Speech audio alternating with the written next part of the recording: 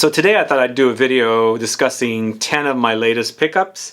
A couple of them I've reviewed so far, most of them I have not reviewed, and I'm going to let you know all about these particular fragrances, if I like the way they smell, and so on. And some of you don't watch all my videos, so I thought it would be a great idea to compile one video and let you know what I think about each of the fragrances that are all fairly recent launches. So if you want to find out what these fragrances smell like and what I think about them, then please stay tuned.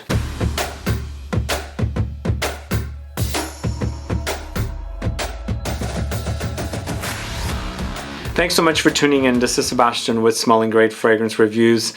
Appreciate you tuning in today, and I thought I'd put together a video discussing 10 of my latest pickups. Some I have not discussed on any videos yet. Several I have reviewed, full reviews. Some I will not do reviews of, and a few I might do reviews of, but all recent pickups, all brand new fragrances, designer's niche. Before I get to the fragrances, if this is your first time tuning into the channel and you still haven't subscribed, please do click the subscribe button below and also click the bell so that you'll be notified for future videos and giveaways. And yes, I thought I'd put together a video like this just so that those of you that don't watch all of my videos and wanted to catch a video that compiles like 10 recent fragrances and what I think about them, I'm not going to go into too much detail, and I thought this would be a perfect video for you guys. And these are some fragrances I featured in anticipation videos, so I finally got them and I'm going to let you know all about them. So first one I'm going to talk to you about is one I recently Instagrammed about over the weekend from the YSL Le Vestiaire collection. This is Rouge Velours, this one right here. So I got it and I instantly fell in love with the way it smells because I just love the combination of roses and patchouli. So it's a classic chypre style but very modern done, and it has notes of patchouli, rose, pink pepper, jasmine, vetiver, iris, musk, and tea. So I couldn't find a perfumer credited to this fragrance. Sadly, I don't know who did it, but they did a great job. So I Instagrammed about it, and instantly somebody commented and said, "That's light." And this is exactly the example and why I don't discuss performance on fragrances, because this person said that the fragrance was light. Obviously they didn't like the fragrance as well, which is fine. Everybody has a different taste, but they said it was light. This thing is a beast on me, and it's like, how could you say this is a light fragrance? So this is exactly the reason why I don't discuss performance, because everybody experiences fragrances differently. This one on me wears intensely and it lasts all day long, and it's intense in a way that patchouli, rose together, and the classic chypre style all rolled into one creates a really beautiful smell and long lasting trail as well. That's kind of what I like about it. I knew what I was getting into with this particular fragrance when I saw it says patchouli and rose on the label. I don't know if it'll focus or not. So I kind of knew what I was getting into, and it does remind me of some classic chypre fragrances. So it's not anything new or anything like original. It's been done before, but this is YSL's take on a classic chypre. Now, I don't know if they actually had a classic chypre style fragrance in their back catalog that's been discontinued, but it does hint at classics. And to me, it kind of reminds me of, there's a fragrance from the house of Sisley that kind of reminds me of this kind of classic chypre, but more modern one, Eau Capitale from Diptyque, kind of reminds me of this one. And one other comment I received, somebody asked me if this smells like Gris Dior from the house of Dior, and even though it's the same style, with Gris Dior I get more oak mossy touches. I don't get oak mossy touches here, at least not much. I do get lots of patchouli and rose though. So this one's definitely solid. I don't know if I'll do a full review of this one, we shall see, but I'm really digging this one. So this is Rouge Velours. If you like patchouli and rose, if you like chypre style fragrances, definitely check that out. I think it's definitely solid. So the next fragrance I also really enjoyed, and it's another fragrance I featured. I think I featured it in the same video of Rouge Velours where I was did a video of anticipating fragrances. This is from the house of Kilian, by Kilian. It's a Kiss from a Rose. Boy, it's good. Boy, it's really good. This one to me, It's created by Alberto Morillas. He does some good work. He does some good work, and I've also smelled fragrances that he's created that I don't care for, but I think he does pretty good work. He's done some good stuff for Gucci's Alchemist Garden, and of course he does some good work for Kilian as well, and he did a great job here. It's a great green rose experience, but kind of succulent greens contrasted with a thorny rose, stemmy rose, but also some light leathery touches in there. But according to the notes, it's green notes, rose, Cypriol, Nagarmotha, white musk, jasmine, and black currant. So it does have a light fruity touch, but it's definitely jasmine-y, but it's more rosy with the green notes. It smells really, really great, guys. If you like green fragrances, you got to get your nose on this one. The only thing that I think might disappoint people with this one, it's a subdued experience. That's the only thing. I will let you guys know how I experience a fragrance, but performance I'm not going to get into. This is a subdued fragrance. It doesn't have like a massive cloud. It doesn't have the big projection. And once again, this also is very subjective. I find, I'm going to change the subject here for a little bit. I find Initio Parfum's Musk Therapy to be a subdued, more of a skin scent type of a fragrance experience, and somebody said they get beast mode from it, like it projects and all that kind of stuff. So this is all very, very subjective, but this to me smells fantastic. I love the greens contrasted with the kind of jammy rose, but it's kind of a stemmy, thorny rose. I believe that Cypriol Nagarmotha is doing a great job here. It's a great, great note. It's going to be featured in a video on Saturday. Wait for that. But the musk and jasmine together with that light fruity touch, this is a great, great scent. I think he's done a good job with this one. I don't think it's all that original, but then again it is. I don't have a fragrance that smells like this, so I do like what I'm smelling. I just wish it was a little bigger, and I wish it had a little more presence, because Kilian's fragrances are expensive, but they do have some great original smells. So if you're going to charge me that much money, please, please, please make your fragrances a little more, you know, bigger, you know, have more presence, not little subdued wimps, even though they smell great kind of thing, you know? So that one's really, really great. I really do like that one. But the next one, I'm still kind of mixed. I wore it once, and I'm deciding if I really like it. It's Hermes's Twilly de Hermes Eau Ginger. It's interesting because it smells like not a cleaning solution. I was going to say cleaning solution. It smells like an expensive shampoo. So like, I don't know if you ever buy like shampoos, not from the grocery store, but like some fancy brand shampoos that will cost you like, you know, $30–40. So it smells something like that to me rather than a perfume, and I don't know why, but that's what I'm getting with this. So, and even though it's called Twilly de Hermes Eau Ginger, it has nothing to do with the original. No carried over notes, at least I don't think there are. It doesn't have sandalwood like the previous version. It doesn't have tuberose like the previous version. This, let me tell you who the perfumer is. It's Christine Nagel. She is not the in-house perfumer, but this has notes of ginger, peony, candied ginger, cedar. So they've removed the tuberose, they've removed the sandalwood, they've added lots of ginger in two forms, you know, like ginger raw, and also candied ginger contrasted with peony. So I'm still thinking about it, but to me it smells like an expensive shampoo, a unique smell kind of a shampoo rather than like your grocery store shampoos or like Target or something that you go to buy shampoos, but more of a high-end shampoo that you go, oh my god, that smells like a great scent. I've never smelled something like that. So that's what I'm smelling with this one, but it has a kind of interesting shampoo-like quality. So I'm at a loss with this one. I'm not sure yet. I don't hate it, but I don't really love it. And the ginger in here doesn't seem that zingy spicy also. So if you like the idea of ginger, use caution with this one. Go sample it before you blind buy it, because to me the ginger is not necessarily like zingy spicy.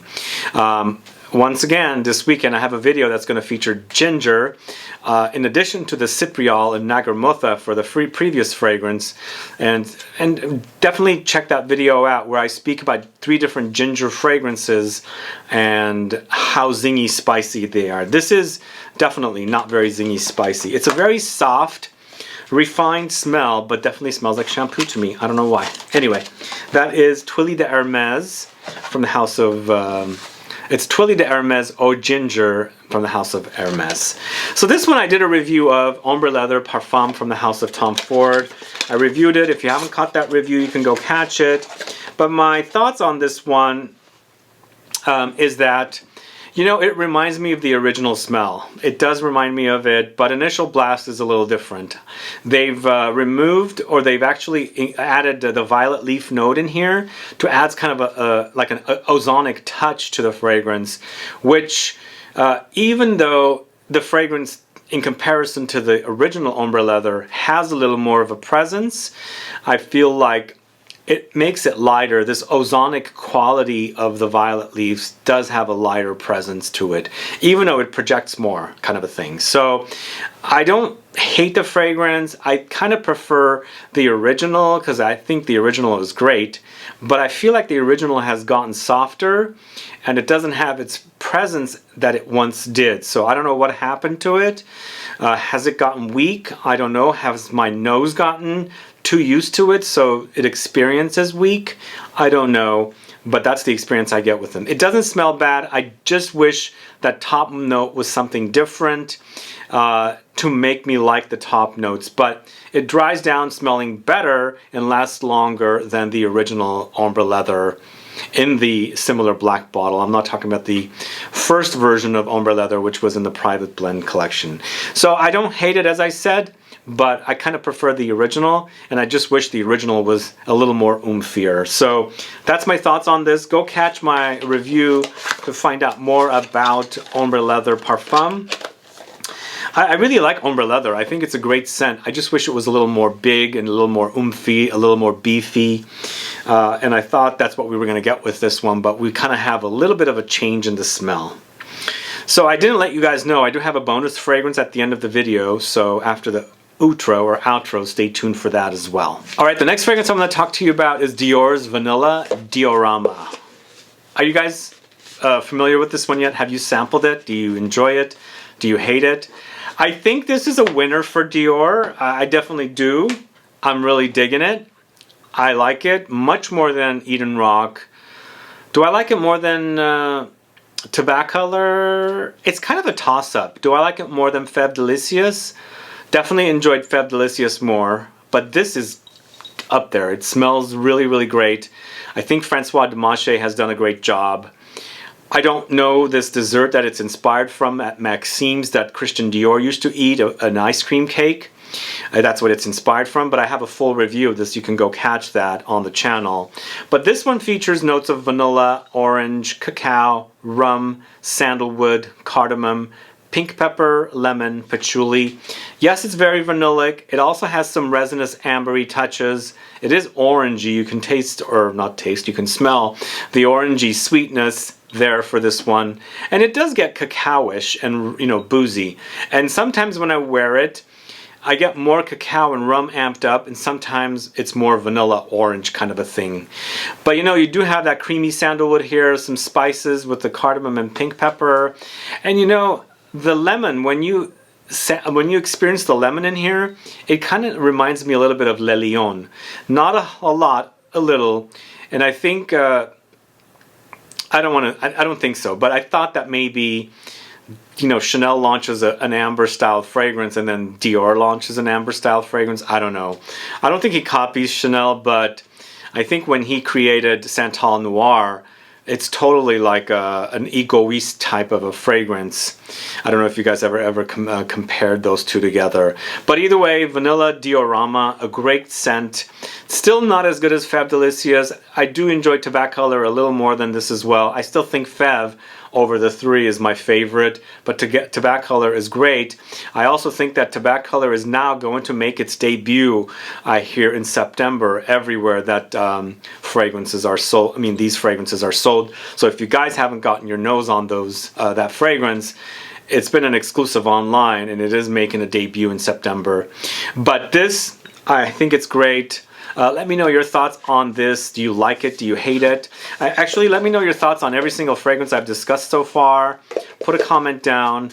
I'd like to find out. But if you love vanilla, this is going to be so good. So good for fall. I think it's a great fall fragrance.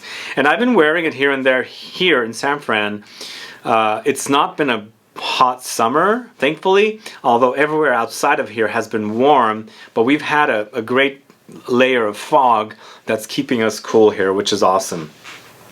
So the next fragrance I'm going to talk to you about is one that I did a review of a couple days ago, and I pretty much butchered the fragrance.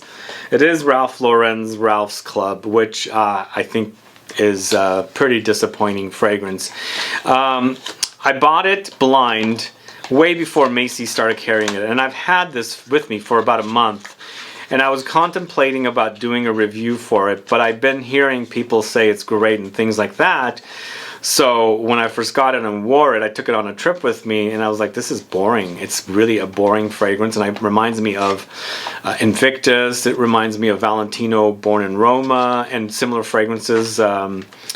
Absolute, Acqua di Gio Absolute from Armani, Courage from Robert Graham, and it just has that similar kind of gross smelling wet dish rag kind of smell, kind of sour, watery, aquatic, ambery kind of a thing, which is very disappointing. I only bought it because I felt like Polo Cologne Intense was pretty solid for a release, and I really enjoyed its pulpy grapefruit-like smell. But this, complete disappointment. It's a really uninspired, unoriginal, and a copy of a copy of a copy of a copy kind of fragrance.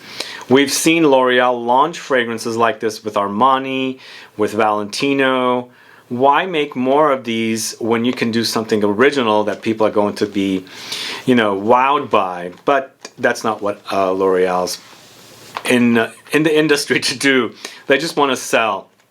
And I think I want to also say that I was also attracted to the advertising campaign, but I'm no longer going to be attracted to these advertising campaigns. The bottle is gorgeous, though. I do have to say, I don't think I brought up the bottle in the video, but this is a gorgeous looking bottle. Some people said it looks a little bit like Carolina Herrera's CH Privé, so I could see that, but it stops at the bottle pretty much. It's a very disappointing release.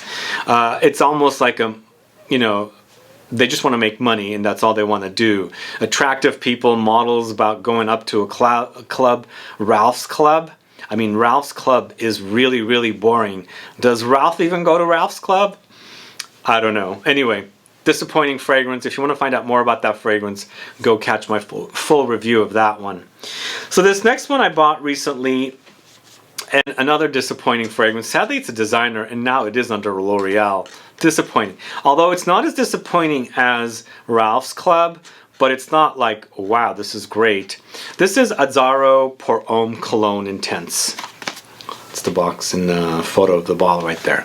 So first of all, I should say, stop it with the AZZARO Pour Homme flankers. This smells nothing like the original AZZARO Pour Homme. Nothing. Absolutely nothing. But what you do get here, and the notes that they credit with this one, I wore it one night, and I don't think I'll do a full review of it, and I don't hate it as much as Ralph's Club. This actually has some interesting stuff. I can actually smell a little bit of the lavender, and I can also smell a little bit of the lime, but they're kind of like generic smelling lime and lavender, not like when you smell like a very expensive fragrance that, you know, they've spent a lot of money on the ingredients and notes, you can really pinpoint the smell. I don't smell it that way here, but I do smell it a little more than I smell in Ralph's Club, go figure. But the notes in this one are lavender, lime, mastic resin, or lentisk resin. So not much mentioned here, so it's pretty much a aromatic, citrus or citrus aromatic resinous kind of an experience. It's mostly a fresh wear. It has nothing to do with the original AZZARO Pour Homme, nothing. It smells nothing like it. I mean, if you compare the two, they're going to be so different. Hey, they're using lavender, right? It was in the original fragrance, right? But that's about it. But it smells nothing. I do enjoy the cool looking bottle, the gradient style there from the greenish bluish thing to greenish yellow up top. And I like this color here. But I think AZZARO needs to come up with a new fragrance, something a little more unique, you know, or maybe relaunch their, although they did launch AZZARO Pour Homme in EDP, which is actually awesome. They should do something like that, a little more interesting. This is kind of boring to me, really, really boring. But I don't hate it as much as the Ralph's Club. I will actually wear the AZZARO Pour Homme Cologne Intense, whereas I don't like to wear Ralph's Club. So after buying KENZO Jungle and Jungle Pour Homme, I thought, you know what, I need to explore the KENZO collection of fragrances. And this was a brand new launch, and I noticed that it was created by Quentin Biche. I thought I'm going to go ahead and check it out. I'm not sure if I'll do a full review of this fragrance, because it is in the end an aquatic, but I'm enjoying it to an extent. This is KENZO Homme Eau de Toilette Intense. One thing kind of to me is annoying with brands that put the name of the concentration in the name of the fragrance, whereas just call it KENZO Homme Intense. But this is called KENZO Homme Eau de Toilette Intense, which is kind of interesting that they do that. But how many of you is a fan of the KENZO fragrances? KENZO is under LVMH, which also includes Dior, you know, Givenchy. They include Maison Francis Kurkdjian and Guerlain fragrances. So this is the bottle right here. And, you know, out of the bottle, smells great. It's spicy, it's zingy, and kind of camphoric, light with... it says fig tree, so I'm assuming it's the fig tree that's giving me this kind of like green camphoric touch to it, but it has a contrast of aquatic touches. So on me, it does get fishy. So that's when it kind of turns me off. But overall, I think if I don't get the fishiness, I like it. If I do, it kind of turns me off. But either way, this features notes of sandalwood, fig tree, calypsone, sea notes, fig, pink pepper, spices, vetiver, akigala wood, patchouli. So I think this collection in general is an aquatic collection. I believe it is. I haven't really explored this house and this collection. And as I said, the only two I know are KENZO Jungle and the Elephant, and then also KENZO Jungle Homme. So I want to explore and dive into this house and explore some of their classics. But I like the bottle. I don't love the bottle. It's better than other bottles. It kind of looks like a bamboo, a blue bamboo. But yeah, I like the figgy part. I like, you know, the fruity part. There's calypsone, which is kind of like a, I believe, a synthetic watermelon type note, which usually they use this note to make aquatic marine fragrances. Plus it has the sea notes, plus it has the fig. So it's an interesting fusion of notes. And I do like and enjoy Quentin Biche's fragrances, and until this gets aquatic on me, because when you first spray it, it's all very green and kind of camphoric with the fig tree, and then also you know, spicy and fruity. But as soon as it becomes marine, that's when it kind of turns me off. The marine lasts a little bit, and then it goes away. Then it settles to kind of a woody patchouli sandalwood thing. But I just wish it didn't have the fishiness. Once it goes fish, I don't want to wear it, unfortunately. But either way, you guys might like this. I think it's a solid release, just not digging the aquatic marine parts, but maybe you might like it. But let me know if you've tried it. I think yeah, I think he did a pretty good job. I just wish the intensity of the fish was not as intense, kind of a thing, you know. Anyway, two more fragrances, two from the same house, from the same collection, same launch. And this is another house, a designer house I want to explore. It looks like I only featured one niche house, and this is a designer, which is a very small designer, bigger in France, I believe. We do have a store of this brand here, this designer. This is Zadig Voltaire. This is him. Actually, it's not this is him. This is Love for Him and for Her. And let's check out the first one. I'll tell you about it. So when I wore this one, well, it's created by Nathalie Lorson, and I spoke about her this week already. She created This Is Him. She's created This Is Love for Him. And you know, when I wear this one, it does remind me of This Is Him, but kind of a lighter take on it. So they've only credited 3 notes. They credit sandalwood, orange blossom, and bergamot. So when you're wearing this one, you are reminded of This Is Him, but kind of like a remix of it, kind of a thing, right? Because it kind of hints at it, but it's orange blossom and bergamot with the sandalwood, whereas This Is Him is sandalwood with incense, and I believe there's vanilla and then also grapefruit in that fragrance. So it's different, but then again, it's the same kind of a thing. So very interesting. I like it. I kind of think that it's a fresher take on This Is Him. So if you like that sort of thing, maybe you should check this out. That's Zadig Voltaire. This is Love for Him. So that's the men's version. And as I said, I want to explore this house a little further. They've got a lot of fragrances. I only started exploring the collection about a couple of years ago when I bought This Is Him. But on my travels to France, I used to see their fragrances all the time at Sephora. And I used to see their stores all over. Every city that I went to, there was a store downtown or in the city center kind of thing. So it's a pretty popular brand, and I don't think their original collection is selling anymore, but they still have a lot of fragrances. I still want to check out This Is Her, which I find is supposed to be very great, and I think I smelled it. It's a milky take on a fragrance. So speaking of This Is Her, this is Love for Her, and this is created by Sidonie Lancesseur. So I don't know the original too much to compare it to, and I don't even know if it's going to remind us of the original. But for me, this one, here's the bottle.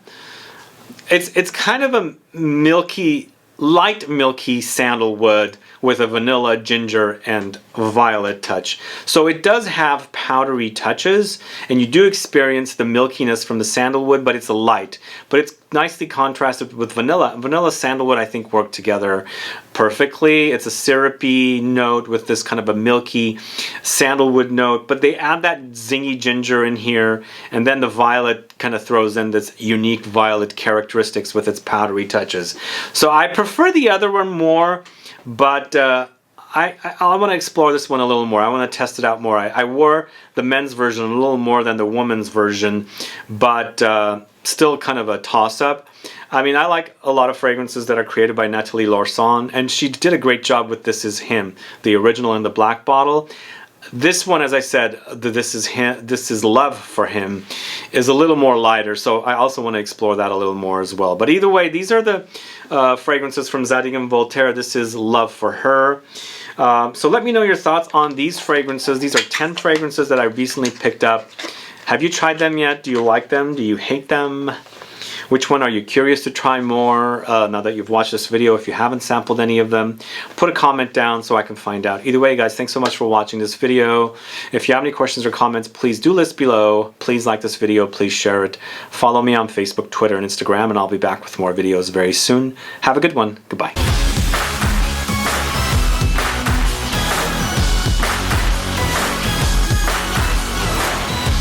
Thanks so much for sticking around for the last part of this video. I'm going to give you a little clue of a video review I'm doing tomorrow of a fragrance I'm really enjoying. This is from the house of Xerjoff. This is Casa Morati Italica.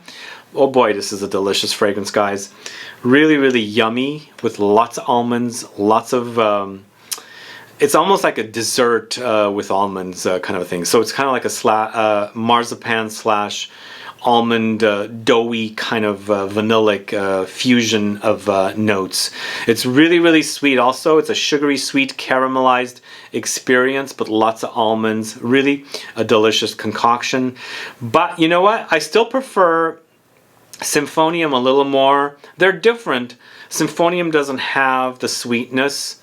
It is sweet, but this does get really, really, really sweet. So, but it's actually a really, really great wear. Fall, winter is around the corner. This is going to be great. So stay tuned tomorrow to watch my full review of Xerjoff's Italica Casa Morati.